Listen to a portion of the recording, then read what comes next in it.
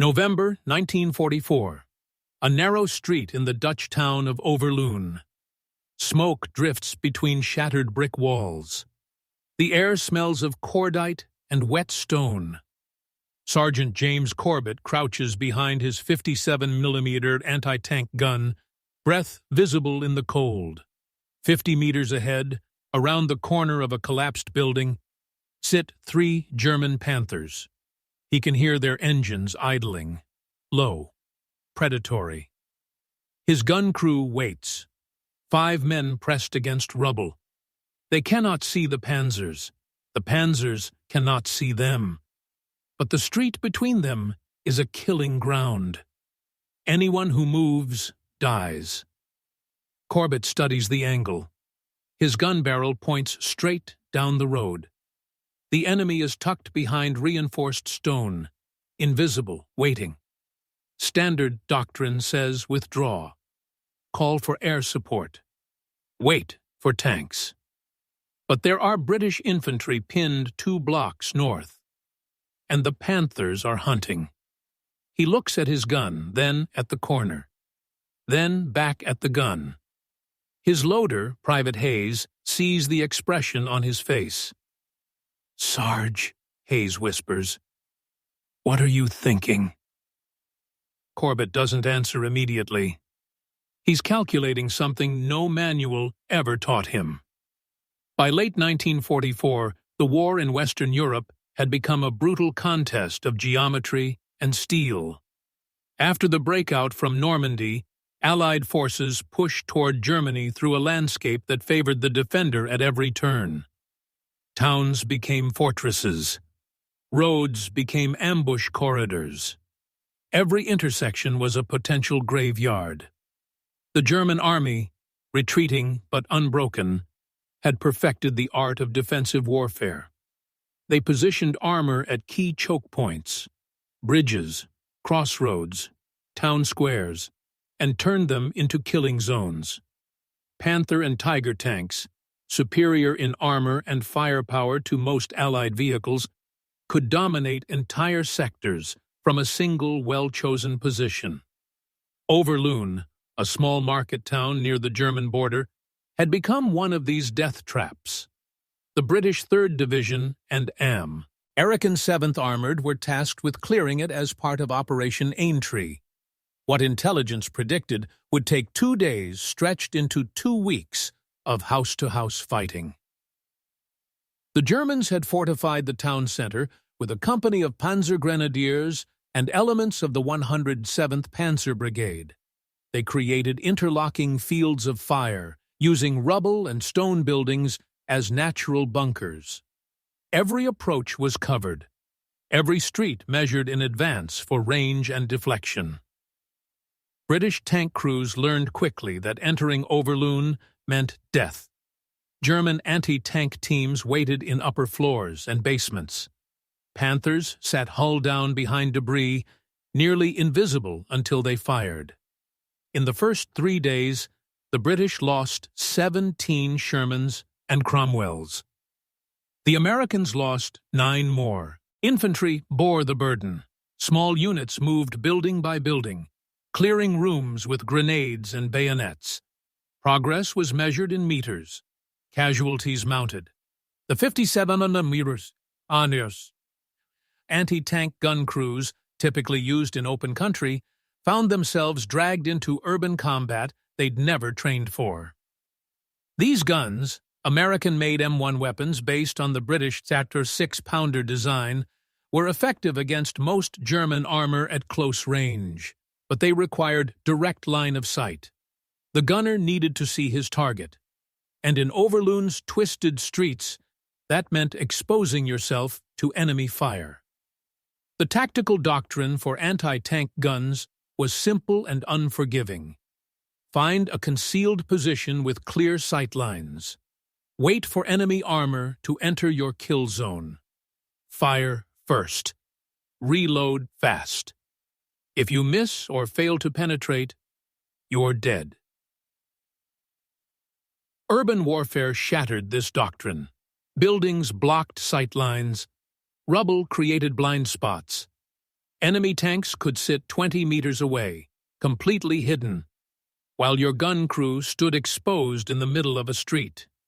The mathematics of direct fire, the fundamental principle that your barrel must point at your target, became a fatal limitation. British and American gun crews improvised. They dragged their weapons into buildings, firing through windows and doorways. They positioned guns at intersections, accepting massive risk for a single killing shot. Some crews rigged mirrors to see around corners, but mirrors couldn't guide a shell. The German defenders understood this weakness perfectly. They positioned their armor at angles that maximized cover while maintaining firing arcs on approach routes. A Panther tucked beside a stone church could command an entire plaza without exposing more than its gun mantlet. To hit it, you had to step into its sights. Sergeant James Corbett's gun crew had been in Overloon for 6 days. They'd knocked out 2 Stoogie-3 assault guns and a half-track. They'd lost 3 men. The original gunner, Corporal Davies, took shrapnel to the throat on day 4. Corbett, a loader with 2 years' experience, took over the gun. He was 23 years old. Before the war, he'd worked in his father's machine shop in Manchester, measuring tolerances and calculating angles. The Army taught him to service anti-tank guns, but his father taught him to see problems mechanically. Now he faced a problem no gunnery manual addressed. 3 Panthers positioned behind a reinforced corner covering the main road north. British infantry from the King's Own Scottish borderers were trapped in buildings beyond the German position. Without support, they'd be overrun by nightfall. Corbett's gun sat in an alley perpendicular to the main street. He could see the corner where the Panthers waited, but not the tanks themselves. The street was too narrow to reposition. Moving the gun forward meant certain destruction. Standard protocol said wait for artillery or air support. But the weather had grounded aircraft for 3 days. Artillery was engaged elsewhere. The infantry didn't have hours. Corbett studied the geometry. His gun barrel pointed straight ahead. The enemy sat 90 degrees to his right. He couldn't traverse the gun far enough without pushing it into the open. But the corner itself, the stone edge of the building, sat within his field of fire. He began to think about angles, about deflection, about what happens when a high-velocity shell doesn't hit its target straight on. James Corbett was not a natural soldier. His service record showed competence, not heroism. He'd trained at Catterick Camp in 1942, scoring average marks in gunnery school. His instructors noted he asked too many questions about equipment mechanics and not enough about tactics. But those questions came from genuine curiosity. Corbett wanted to understand how things worked at a fundamental level. In the machine shop, he'd learned that metal behaves predictably under stress. Angles matter. Force has direction. Every action creates a reaction. His crew knew him as quiet and methodical. He didn't yell. He calculated. Before each shot, he'd take an extra second to check alignment, elevation, and wind. Some gunners relied on instinct. Corbett relied on precision. Now, pressed against rubble in Overloon, he was thinking like a machinist again. A high-explosive shell travels at roughly 800 meters per second. When it strikes a surface at an angle, energy transfers in predictable ways. Most of the force continues forward, but some deflects along the surface plane. He'd seen this before. At Cannes, a Sherman's shell ricocheted off a building corner and struck a German truck 30 meters beyond. The deflection was accidental, useless, but it demonstrated a principle. What if it wasn't accidental? His loader, Private Thomas Hayes, watched Corbett stare at the corner. Hayes was 19, from Liverpool, built like a dock worker. He'd carried ammunition through 3 campaigns and never questioned a peer's innate order. But he'd also learned to read Corbett's silences. "You're not thinking what I think you're thinking," Hayes said. Corbett tapped the gun's traversing wheel. "Can't get a straight shot." "So we wait. Infantry doesn't have time." Hayes looked at the corner, then back at Corbett.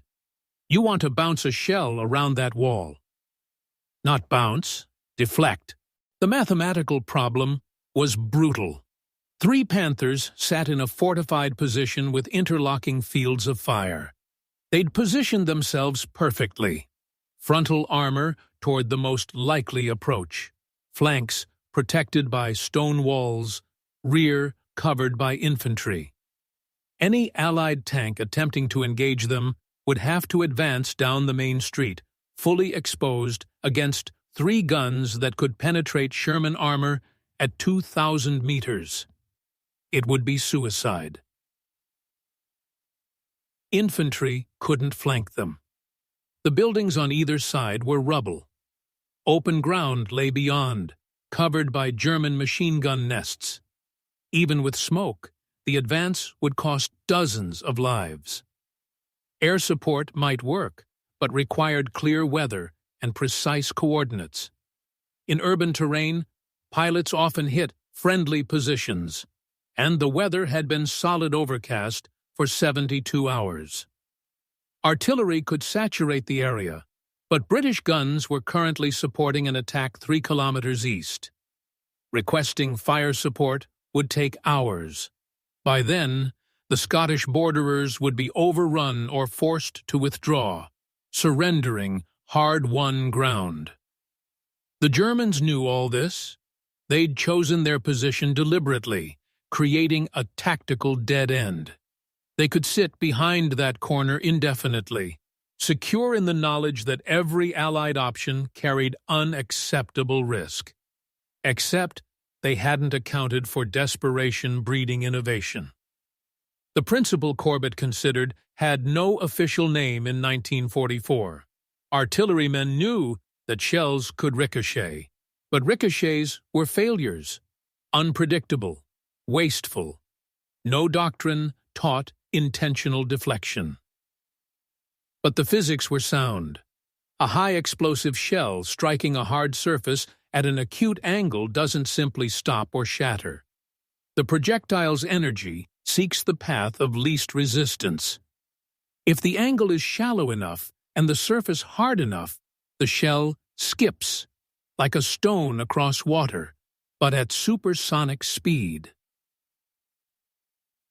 Corbett's 57mm fired armor-piercing and high-explosive rounds. The AP rounds were too dense, designed to punch through steel. But the HE shells had thinner casings. They were built to fragment on impact, creating shrapnel. If one struck a stone corner at the right angle, the explosion might deflect around the edge. The geometry required precision. Too steep an angle, and the shell would detonate uselessly against the wall. Too shallow, and it would skip past the target entirely. Corbett estimated he needed a strike angle between 15 and 25 degrees. He'd have to aim at the corner itself, not the target.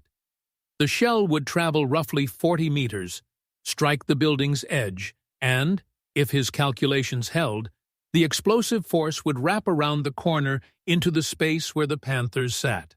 It wasn't a direct hit. It wouldn't penetrate armor. But high-explosive detonations didn't need to penetrate. They created overpressure, concussion, shrapnel. Panthers had vision slits, commanders' hatches, engine grills. A well-placed blast could blind crew, damage optics, ignite fuel, or simply shock the men inside into abandoning position. Hayes understood the theory. He'd helped Corbett calculate artillery corrections before. "You get 1 shot at this," he said. "Maybe 2 before they figure out where it's coming from." "1 should do it," Corbett replied, though he didn't sound certain. The traverse wheel clicked as he adjusted the gun. Elevation next. He was aiming at a target he couldn't see, calculating deflection angles without instruments, trusting math and instinct in equal measure. Inside the lead Panther, Oberfeldwebel Kurt Meissner sat in the gunner's seat, eye pressed to his optic. He'd been there for 3 hours, scanning the approaches, waiting. His tank commander, Lieutenant Vogel, stood in the open hatch above, binoculars raised. They'd already destroyed 2 British Shermans that morning. Easy shots. The enemy kept trying the same approach, expecting different results. Meissner appreciated the position they'd chosen. The corner gave them total defilade, protection from direct fire. Their gun could cover the main street, but nothing could see them without exposing itself first. It was a perfect ambush. The only threat was artillery, but the British seemed reluctant to shell their own town. And aircraft couldn't find them under the overcast sky. Meissner allowed himself a rare moment of confidence. They might hold this position for days. Behind his Panther sat 2 more, Lieutenant Schroeder's tank and Feldwebel Brown's, 3 Panthers, 11 men, controlling an entire sector. The infantry could handle the rest. Vogel dropped into the turret. Nothing moving. They're waiting for something. Let them wait, Meissner said. We have ammunition and time. Neither man considered the alley to their left. It didn't connect to the main street. No Allied more could approach from that angle. At most, infantry might use it for movement, but infantry couldn't threaten a Panther. The geometry of the position felt absolute, impenetrable. They'd calculated every line of sight, every danger zone. But they'd calculated for conventional warfare, for enemies who fought by the rules, who pointed their guns at targets, who fired in straight lines. 50 meters away, Corbett finished his adjustments and loaded a high-explosive shell. Corbett's hands were steady. The gun sat angled 30 degrees right of its natural line, pointed at the stone corner of a half-collapsed bakery. He'd measured the distance with his eyes, 42 meters, give or take. The corner itself was thick stone, probably 18th century construction, hard enough to deflect rather than absorb. He checked the shell one more time. High explosive, fuse armed. Hayes had loaded it perfectly, the brass casing seated cleanly in the breech. The rest of the crew, Private Daniels on the trail, Corporal Finch watching their rear, understood something irregular was happening. Finch leaned close. Sarge, we're aiming at a building. Correct, Corbett said. Not the tanks. Can't see the tanks. Finch absorbed this. What exactly is the plan? Fire at the corner. Shell deflects around. Hits the Panzers from the side. Finch blinked. That's not... Is that even possible? We're about to find out. Hayes crouched beside the breech, hand on the next shell. If this doesn't work, they'll know we're here. They'll traverse and put an 88 round straight down this alley. Then we move after the first shot, Corbett said. Win or lose, we don't stay here. He pressed his eye to the sight. The corner filled his view. He could see the pockmarks from previous fighting, the way the stones interlocked. The angle looked right, 15 to 20 degrees. The shell would strike low, just above street level, where the explosion might channel around rather than up. There was no precedent for this, no training, no field manual section titled Firing Around Corners. Just a machinist's understanding of angles and a gunner's desperation. Corbett's finger found the trigger. The 57mm firing mechanism was a simple lever. Pull it, and a spring-loaded striker hit the primer. Chemistry took over from there. He exhaled slowly, let his heartbeat settle. The corner remained steady in his sight. Firing, he said quietly. The gun roared. The barrel snapped back in recoil, the entire carriage rocking despite its trail spades. The shell left the muzzle at 853 meters per second, covering 42 meters in a fraction of a heartbeat. It struck the corner exactly where Corbett aimed. The detonation was strange, louder than expected, oddly directional. The building corner exploded in a shower of stone dust and shrapnel, but the blast didn't dissipate upward. It compressed, funneled by the walls on either side, and wrapped around the edge like water around a pylon. The concussive wave hit the lead Panther's flank at an angle. The explosion's energy couldn't penetrate the armor, but it didn't need to. The overpressure wave struck the tank's vision ports, its commander's open hatch, the vulnerable gap between turret and hull. Inside the Panther, Meissner heard a sound like the world tearing apart. The blast wave hammered through Lieutenant Vogel's open hatch like a fist. He'd been standing in the turret, binoculars raised, when the pressure hit him. The force didn't kill him, but it shattered his equilibrium, throwing him sideways against the hatch ring. His binoculars flew from his hands. Below, Meissner felt the concussion through his skull. His vision blurred. The optic he'd been pressed against struck his face hard enough to split skin above his eyebrow. Blood ran into his eye. His ears rang so badly he couldn't hear his own breathing. The radio operator, seated behind him, slumped forward. The blast had come through the turret gap, channeling directly into the fighting compartment. He wasn't dead, but he wasn't conscious either. Vogel tried to shout orders. His voice came out wrong, muffled by the ringing in his ears. He pulled himself upright and looked around wildly, trying to understand what had hit them. No tank was visible. No anti-tank gun pointed their direction. The main street remained empty. Then he saw the alley. Smoke drifting from a position perpendicular to their line. Impossible. No gun could fire around corners. No weapon could. The second shell hit. Corbett had already reloaded. Hayes moved like a machine, sliding the next HE round home and slamming the breech closed. Corbett adjusted his aim fractionally higher, 6 inches up from the first impact point. The gun fired again. This time the shell struck the corner's upper edge. The deflection was sharper, the angle better. The explosion wrapped around and down, and the overpressure found every gap in the Panther's armor. Vision ports shattered. The commander's periscope cracked. And most critically, the blast wave channeled through the open hatch and into the crew compartment with full force. Vogel collapsed into the turret. Meissner felt something wet running from his nose. Blood, or worse. The driver, sealed in his forward compartment, was partially shielded, but the concussion still rattled him badly enough that he couldn't focus. The Panther's engine continued running, but the crew was combat ineffective. Blind, deaf, bleeding, struggling to coordinate.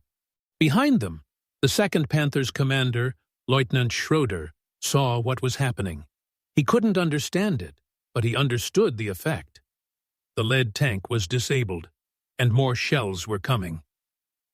He screamed into his radio, "Reverse! Reverse now!" His driver threw the transmission into reverse. The Panther lurched backward, tracks churning rubble. The third tank followed, its commander making the same calculation. Stay here and die to an invisible gun, or withdraw and regroup. Corbett fired a third time. This shell struck the corner just as the Panthers began moving. The deflection caught the second tank's side skirts, tearing them away, and peppering the rear armor with shrapnel. No penetration. But the message was clear. Nowhere near that corner was safe. The German tanks pulled back 30 meters, then 50, engines roaring, crews shouting over damaged radios. The lead Panther sat abandoned, crew stumbling out through hatches. hands pressed to bleeding ears. Hayes stared at the scene. It worked. Christ, it actually worked. Corbett was already traversing the gun back to center. We move. Now, before they figure out the angle and drop artillery on us. The crew collapsed the trail, lifted the gun's wheels from their spades, and hauled the weapon deeper into the alley. 30 seconds later, German mortar rounds began falling on their previous position. But the corner was clear. The Panthers had retreated, and the Scottish borderers, hearing the explosions and seeing the German withdrawal, pushed forward through buildings to the north. By the time Schroeder reorganized his remaining tanks 15 minutes later, British infantry had occupied the buildings around the corner. The position was lost. The captured Panthers sat abandoned at the corner, hatches open, one track blown off by a satchel charge, the borderers placed after securing the position. Lieutenant Vogel and 3O F his crew were taken prisoner, hands still shaking, blood crusted around their noses and ears. Meisner, the gunner, couldn't walk straight. A British medic diagnosed severe concussion and probable ruptured eardrums. Corbett's gun crew moved 2 blocks east and set up in a new position. They didn't stay to watch the aftermath. That wasn't their job. But word spread fast through the infantry companies pushing through Overloon's ruins. A 57mm crew had knocked out a Panther nest by firing around a corner. Impossible, but confirmed by a dozen witnesses. By nightfall, Major Dennis Fitzgerald, commanding the anti-tank platoon supporting 3rd Division, found Corbett's position. He'd walked through rubble and smoke to see the man himself, to confirm the reports weren't exaggerated combat rumors. Fitzgerald was a veteran of North Africa and Normandy. He'd seen crews do extraordinary things under fire, but nothing like this. He crouched beside Corbett's gun and asked a simple question. How did you know it would work? Corbett shrugged. I didn't, sir. But the angle looked right. You were trained to do this? No, sir. I worked with metal before the war. Metal does predictable things when you hit it at angles. Fitzgerald studied the gun's position, then looked back at the corner, still visible despite the darkening sky. He calculated the geometry in his head. 15-degree deflection. 40 meters. High explosive. The physics made sense, but the audacity of attempting it in combat was something else entirely. You realize, Fitzgerald said, you've just invented a new firing technique. Corbett didn't respond. He was cleaning blood off his uniform. Hayes had taken shrapnel from a mortar round during their withdrawal. Minor wounds, but they'd already lost too many men. Fitzgerald wrote a report that night. He described the action in technical detail: angle of fire, type of ammunition, effect on target. He recommended Corbett for commendation and ordered the technique shared with other anti-tank units. The report traveled up through division, corps, and eventually reached British Second Army headquarters. Staff officers debated whether to formalize the tactic or dismiss it as a one-time fluke. Some argued it required too much precision.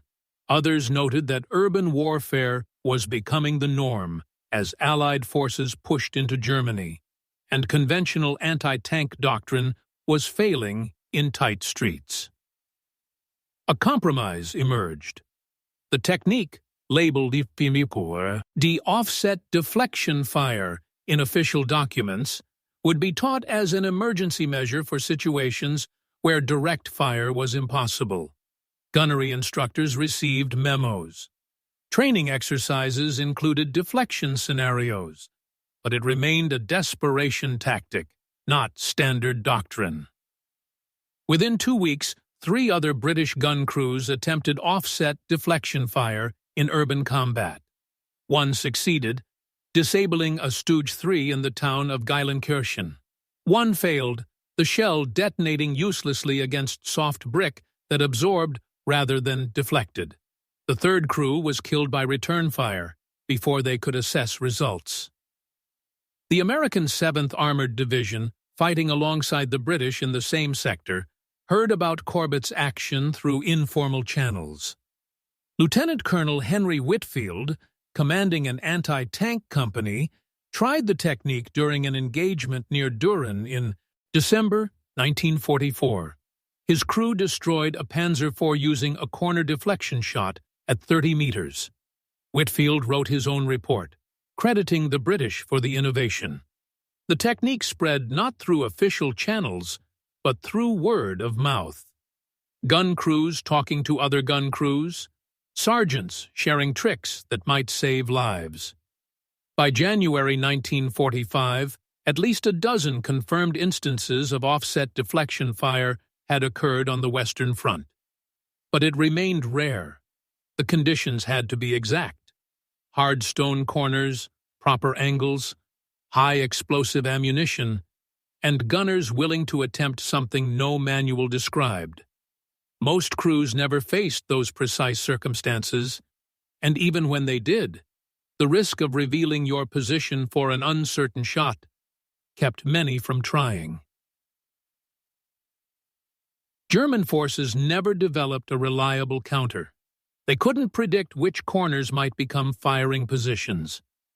The only defense was avoiding static positions near stone buildings, advice that became impossible to follow as they retreated into Germany's urban centers. Corbett himself used the technique twice more before the war ended. Once in Cleve, once near the Rhine crossing at Wesel, both times successfully. Both times he calculated angles with the same calm precision, as if he were back in his father's machine shop measuring tolerances. He received the military medal in March 1945 for his actions at Overloon. The citation mentioned exceptional initiative and tactical innovation under fire. It didn't specifically describe the offset bore technique, but everyone in his regiment knew what it referenced. The German crew from the lead Panther became prisoners of war. Meissner, the gunner, spent 3 months in a British hospital recovering from his injuries. He never fully regained hearing in his left ear. After the war, he told interviewers he'd heard the explosion, but couldn't determine its source. "It came from nowhere," he said. "Like the wall itself attacked us." Lieutenant Vogel survived captivity and returned to Germany in 1944. He never spoke publicly about Overloon, but his private letters mentioned the incident. "We thought we had perfect cover. We calculated every angle, and then physics itself turned against us." The abandoned Panther at the corner was eventually recovered and studied by British intelligence officers examining German armor. They noted damage patterns inconsistent with standard anti-tank fire, shrapnel scars on the turret sides, blown vision ports, but no penetration. The damage told a story of concussion and overpressure, not direct hits. No formal doctrine ever emerged. The technique remained a footnote in training manuals, a story told in gunnery schools, an example of what desperate men can achieve when they think beyond the rules. War creates paradoxes. It demands conformity, follow orders, trust doctrine, execute the plan. But it also rewards those who see past the manual when the manual fails. Corbett's shot around that corner in Overloon wasn't heroism in the traditional sense. It was problem-solving under unimaginable pressure. A machinist's eye applied to a gunner's dilemma, the offset bore technique never revolutionized warfare. It didn't change the outcome of campaigns or alter strategic timelines. Most anti-tank gunners never heard of it, and most who did never needed it. But for the men trapped in Overloon's ruins that November afternoon, it was everything. It broke a deadlock. It saved lives. It proved that innovation doesn't always come from laboratories or headquarters. Sometimes it comes from a sergeant with oil under his fingernails who refused to accept that geometry was absolute. Corbett returned to Manchester after the war. He worked in his father's shop for 30 years, rarely speaking about his service. When he did, he described it plainly, without embellishment. He'd seen an angle, calculated a solution, and pulled a trigger. Simple mechanics. But mechanics are never simple when lives hang in the balance. That corner in Overloon, pockmarked and scarred, stood for decades after the war. Tourists walked past it without knowing its story. The stones couldn't remember the shell that struck them, the deflection that changed physics into tactics, the moment when one man's refusal to accept impossible made the impossible happen. Warfare remembers such moments quietly. They live in footnotes and training anecdotes, in the stories old soldiers tell younger ones. They remind us that survival sometimes demands we think sideways, fire at corners instead of targets, and trust angles we can only estimate. Corbett understood this instinctively.